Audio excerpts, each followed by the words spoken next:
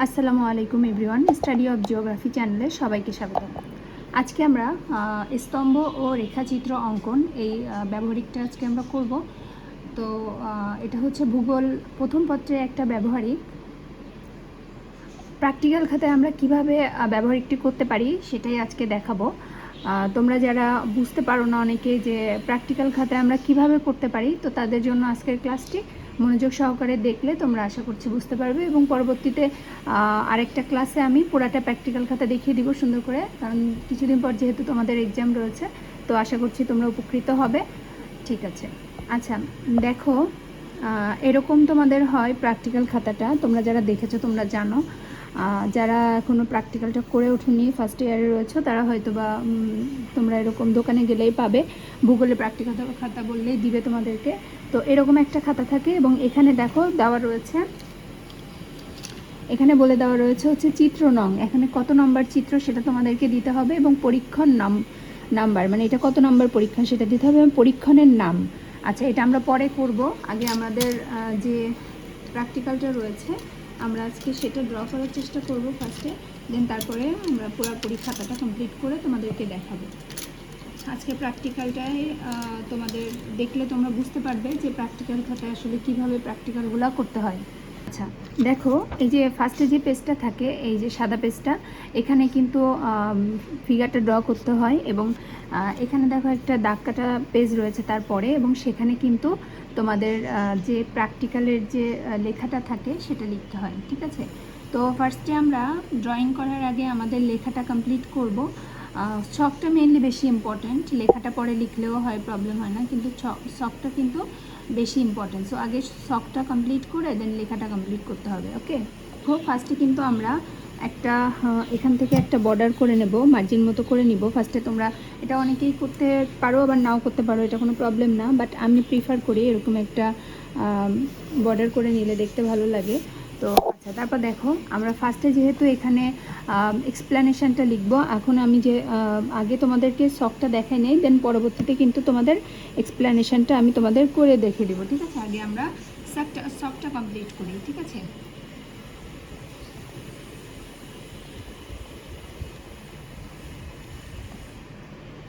আচ্ছা দেখো, ফার্স্টে আমরা একটা ছকের মতো করে নিব।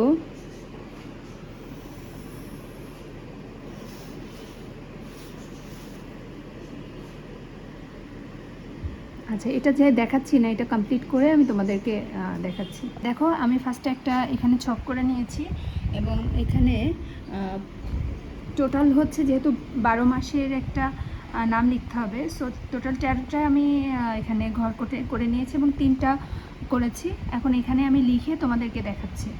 ওকে দেখো, সাবটা কিন্তু কমপ্লিট হয়ে গিয়েছে। তো এটা কিন্তু তোমাদের সাপ্লাই করা হবে, যিনি টিচার থাকবেন ইনি হচ্ছে এটা সাপ্লাই করে দিবেন। দেন তোমরা ফার্স্টে এরকম একটা ছক তোমাদেরকে করে নিতে হবে এরকম। এখানে দেখো, এখানে মাসের নাম দেওয়া রয়েছে, তাপমাত্রা দেওয়া রয়েছে, এবং বৃষ্টিপাত দেওয়া রয়েছে। ঠিক আছে, এখানে আমাদের বলা হয়েছে স্তম্ভ ও রেখাচিত্র অঙ্কন করতে হবে। তাহলে দেখো, এখন আমরা যেটা করব সেটা হচ্ছে আমাদের যে ব্যবহারিকের যে খাতাটা মেইন হচ্ছে যে পেজটাতে আমাদের ড্রয়িংটা করতে হবে, সেখানে আমরা আমাদের ড্রয়িংটা স্টার্ট করব। চাইলে তোমরা কিন্তু এটা গ্রাফ পেপারেও করতে পারবে, তো যেটা তোমাদের টিচার বলবেন তোমরা ঠিক সেভাবেই করবে।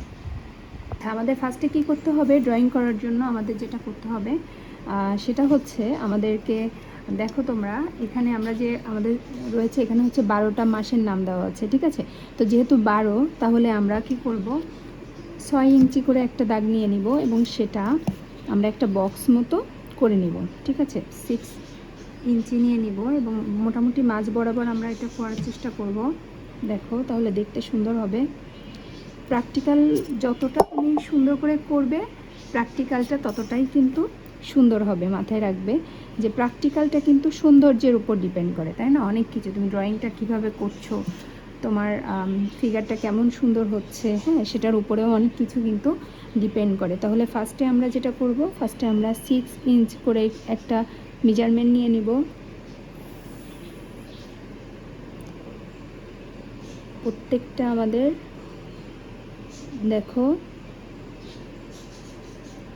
গ্রাফে করলে এটা একটু সুবিধা হয়, আলাদা করে আর মেজারমেন্ট করে দেওয়ার দরকার হয় না। তো আরেকটা জিনিস দেখো, আমি কিন্তু প্রত্যেকটার ক্ষেত্রে এরকম 90 ডিগ্রি মেনটেন করি। তোমরাও চাইলে করতে পারো, কারণ তাহলে হয় কি ভুল হওয়ার চান্সেস থাকে না। তো 90 ডিগ্রিটা মেজার করে নিলে এটা সুন্দর থাকে, দাগটা বাঁকার পসিবিলিটি থাকে না। এবং তোমাদের আমি প্র্যাকটিক্যাল যতটা সম্ভব চেষ্টা করি যে হচ্ছে কোনো যেন ভুল না হয় সেভাবে আর কি করার চেষ্টা করি। তো তোমরাও ওভাবে করার চেষ্টা করবে, দেখবে যে হচ্ছে ভালো হবে। ঠিক আছে?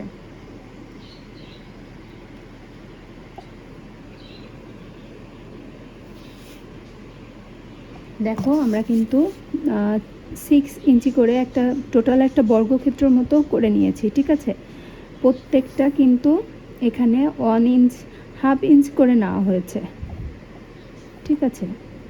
দেখো এখানে কিন্তু হাফ ইঞ্চ করে নিয়েছি, যেহেতু আমাদের 12 মাস 12 মান্থ রয়েছে সেই কারণে।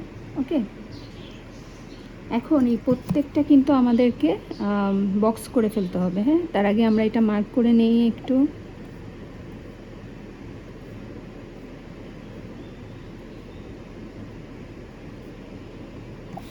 দেখেছো, এভাবে কিন্তু প্রত্যেকটা বক্স করে নিতে হবে।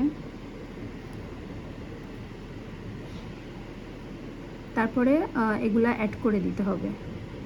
এটাই হচ্ছে আমাদের প্রথম কাজ। আচ্ছা, গ্রাফ পেপার হলে সুবিধা হয় কি, গ্রাফ পেপার হলে তোমার হচ্ছে বক্সটা যেহেতু করাই থাকে, এই জন্য আলাদাভাবে তোমার ওরকম বক্স করার প্রয়োজন হয় না। তো এক্সামের ক্ষেত্রে তোমাদের গ্রাফ পেপার দিবে মেবি, তখন তোমরা গ্রাফ পেপারেই করবে। খাতাতে কিন্তু অনেক টিচার এটা এভাবে করা প্রিফার করে, তো এই জন্য হচ্ছে এখানে করে দিচ্ছি, তোমাদেরকে দেখাচ্ছি। সব কিছু শিখে রাখা ভালো, কোনো কিছুই যে আমি হচ্ছে শিখবো না এরকম করা উচিত না। ঠিক আছে?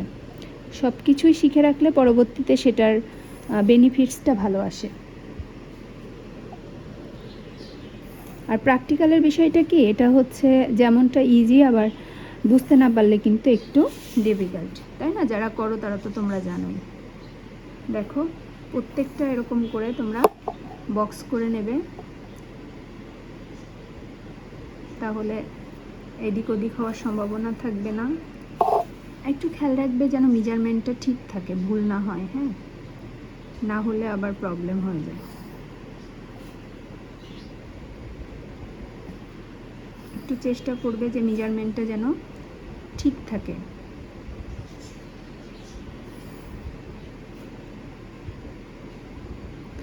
কারণ এক্সামে তো ড্র করতে হয়, যদিও এক্সামে অনেক বেশি থাকে, অনেক অপশান থাকে, চাইলে যেটা সহজ সেটাও করা যায়, তারপরেও সব কিছু শিখে রাখার দরকার রয়েছে, তাই না?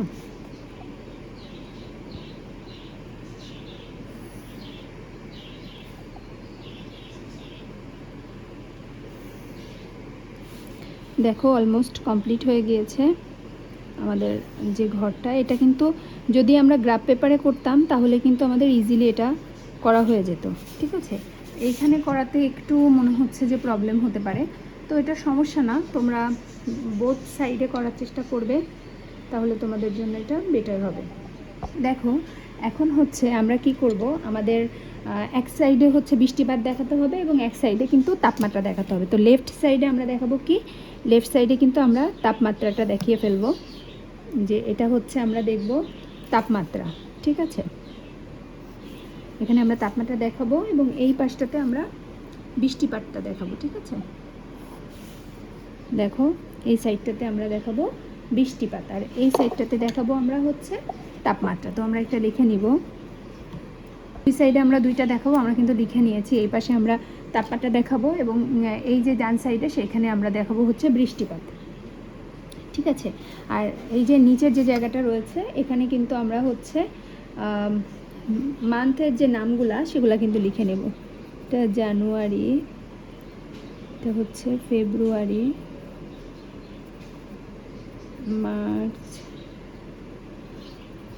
এপ্রিল, মে, জুন, জুলাই,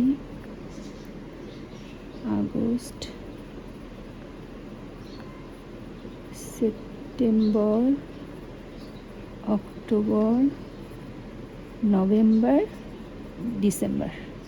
ঠিক আছে, সংক্ষেপে লিখলাম। এটা পুরাটা লেখার দরকার হয় না। তো নিচে আমরা লিখে দেব মাসের নাম।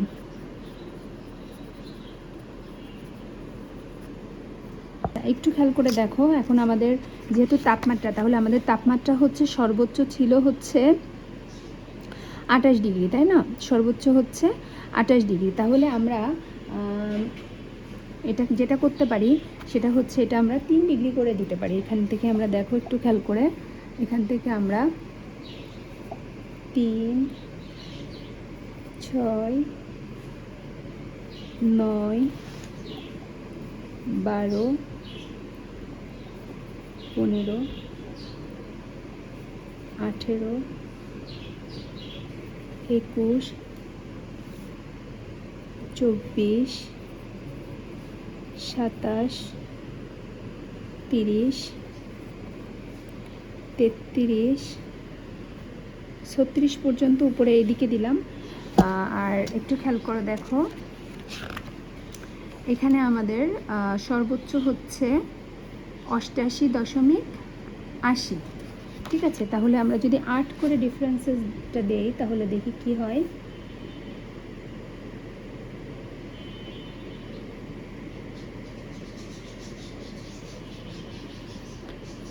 8, 16,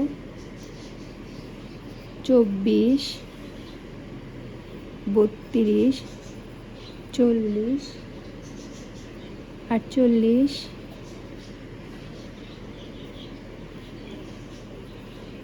56, 64, 72, 80, 88, 96। যেহেতু আমাদের সর্বোচ্চ 88 পর্যন্ত সামথিং ছিল, এই জন্য আমরা আরেকটু বেশি করে নিয়েছি, 1 ঘর বেশি করেছি। ঠিক আছে, তো আমাদের এখানে যে বৃষ্টিপাতের যে উপাত্তটা রয়েছে, সেখানে প্রথমে যেটা জানুয়ারিতে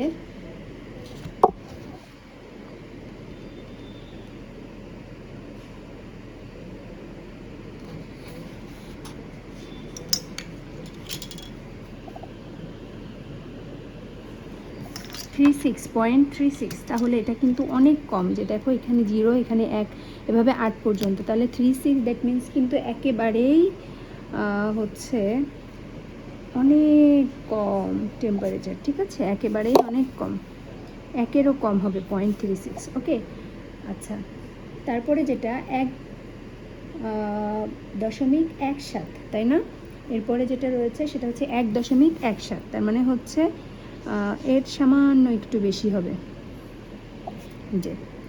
আচ্ছা, তারপরে যেটা 3.27, তার মানে হচ্ছে এই পর্যন্ত গেলে 4, তার একটু নিচে, তার মানে মাঝের একটুখানি নিচে হবে। ঠিক আছে, যেহেতু অর্ধেকটা হচ্ছে 4, তাহলে সেইভাবে হবে, আমাদের চিন্তা করতে হবে। ঠিক আছে, আচ্ছা। তারপর দেখো, তারপরটা হচ্ছে 10 হচ্ছে 8, যেহেতু এখানে, তাহলে 10 হচ্ছে আর একটুখানি উপরে হবে। আচ্ছা, এটা হবে 10। কিন্তু গ্রাফ পেপার হলে কি হয়, এই মেজারমেন্ট যেহেতু বক্স করা থাকে, এটা একটু ঝামেলা কম হয়, বুঝতে পেরেছো? তারপরটা দেখো 31.5, মেতে হচ্ছে 31.5, তার মানে 32-এর একটুখানি নিচে হবে, তাই না? এই যে এটা হচ্ছে 32, তাহলে 32-এর একটু নিচে হবে, একেবারে সামান্য। আচ্ছা, তারপর দেখো, তারপর একটা হচ্ছে 77.80, জুনে হচ্ছে 77.80, 77.80, হ্যাঁ 77, তার মানে এটা হচ্ছে জুন, তাহলে এটা হচ্ছে 72, এটা দেখো 73, 74, 75, 77 দশমিক সামথিং। ঠিক আছে, তাহলে এটা হচ্ছে জুন, তাহলে এরকম একটা জায়গায় হবে। ওকে, আচ্ছা। তারপর দেখো, তারপর হচ্ছে 88.80, 88।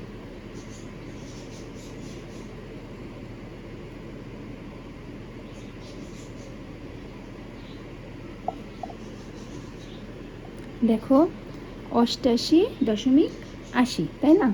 মানে এটা হচ্ছে 88, এই যে 88-এর সামান্য একটু উপরে হবে, তাই না? একেবারে বরাবর হবে। আচ্ছা গেল। তারপর দেখো 69.37, 69, 64, 65, 66, 67, 68,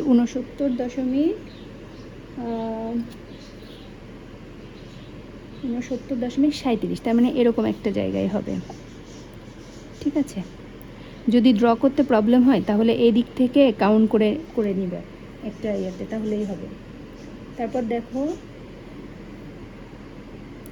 38.23 মিলি, দেখি তো, হ্যাঁ 38.23, 38, তার মানে হচ্ছে 32, 33, 34, 35, 36, 37, 38, 38.23, মানে এরকম একটা জায়গায় হবে। ঠিক আছে, তারপর যেটা রয়েছে সেটা হচ্ছে 17.87, 17, 16, 17, এক ঘর বেশি হবে। আচ্ছা, তারপর যেটা সেটা হচ্ছে 8.49, 8.49, তার মানে একেবারে বরাবর। তারপর একটা হচ্ছে 2.45, 2, তার মানে একেবারেই অর্ধেকের একটু কম। ঠিক আছে, এই যে এই মোটামুটি এরকম। এবার এটাকে আমাদেরকে কী করতে হবে দেখো, এটা জাস্ট আমাদেরকে একটু কালার করে দিলেই হয়ে যাবে।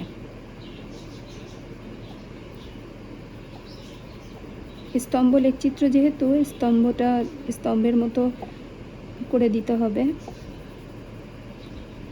আচ্ছা, এটা তো তোমরা বুঝতে পারছো, সো এটা তোমাদেরকে করে আমি তোমাদেরকে দেখাচ্ছি। দেখো এই হচ্ছে মোটামুটি তোমাদের যে এটা এভাবে ড্র করতে হয়। দেন চাইলে তোমরা এটা আবার একটু ওভারভাবে দিয়ে দিতে পারো, কারণ যেহেতু স্তম্ভটা বোঝা যাচ্ছে না এভাবে। তো দেখো ঠিক এভাবে করে তোমাদের কিন্তু এটা কমপ্লিট করতে হবে। ঠিক আছে, এখন এটা গ্রাফটা কালার করাটা কিন্তু একটু সময় সাপেক্ষ। ঠিক আছে, তো যারা হচ্ছে তোমাদের টিচারের কাছ থেকে আস্ক করবে যে এটা ব্লক না করে, এভাবে ব্লক না করে যে বক্স করেও দিতে পারো কি না, হ্যাঁ এটা তোমাদের টিচাররা তোমাদেরকে বলে দিবেন।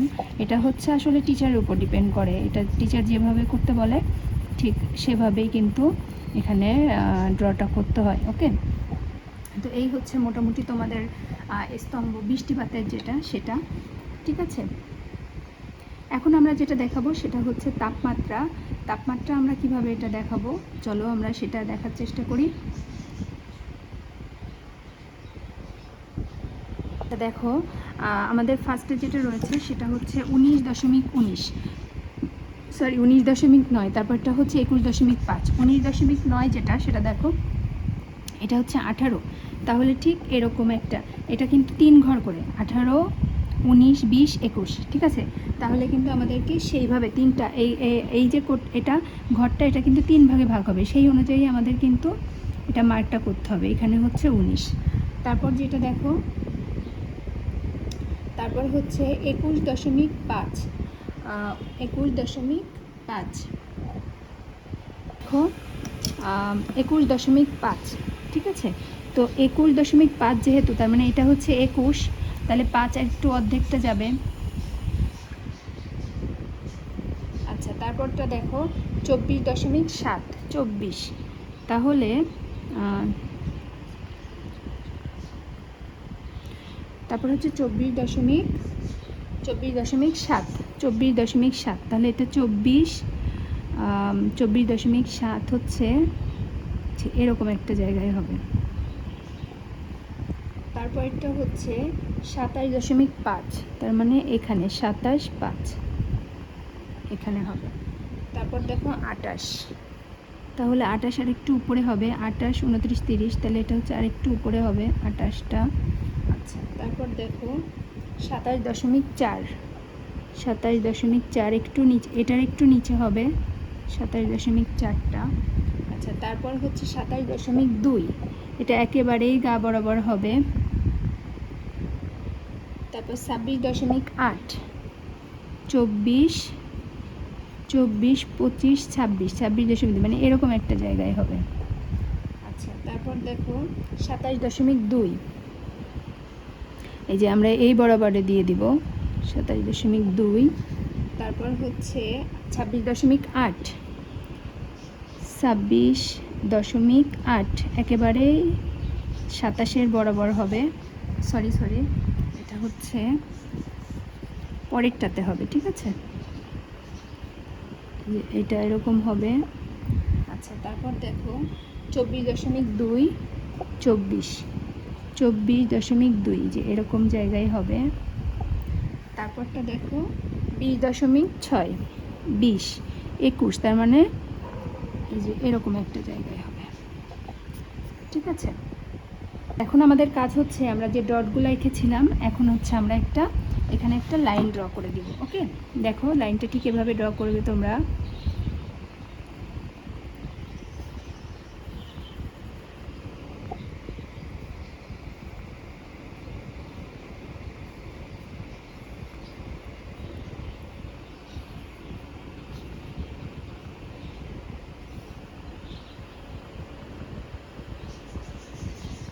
আচ্ছা, এভাবে ড্র করে দিবে, ঠিক আছে।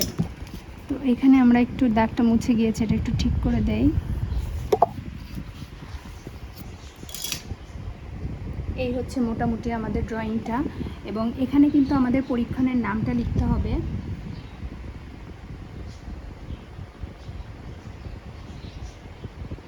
দেখো এখানে হচ্ছে পরীক্ষণ নং যেটা, সেটা লিখতে হবে, এবং এখানে হচ্ছে পরীক্ষণ নংটা এখানে লিখবে, এবং চিত্র নং যে কয়টা থাকবে সেটা এখানে লিখতে হবে, এবং এখানে হচ্ছে পরীক্ষণের নামটা লিখতে হবে। তো ঠিক এইভাবে তোমরা নামটা লিখে ফেলবে। স্তম্ভ ও রেখাচিত্র অঙ্কন ও বিশ্লেষণ, যে এভাবে হবে টোটাল ফিগারটা, এইভাবে ড্র করবে। আশা করছি তোমরা বুঝতে পেরেছো। এখন আমরা এটার এক্সপ্লানেশনটা কিভাবে দেবো সেটা তোমাদেরকে লিখে দেখাচ্ছি। দেখো এভাবে লেখাটা তোমাদের লিখতে হবে। সেটা হচ্ছে তোমরা যেটা লিখবে সেটা হচ্ছে রেখাচিত্রটি লক্ষ্য করলে দেখা যায় যে অঞ্চলটিতে গ্রীষ্মকাল অর্থাৎ April, May, June, July, August বেশি উষ্ণ। দেখো April, May, June, July, August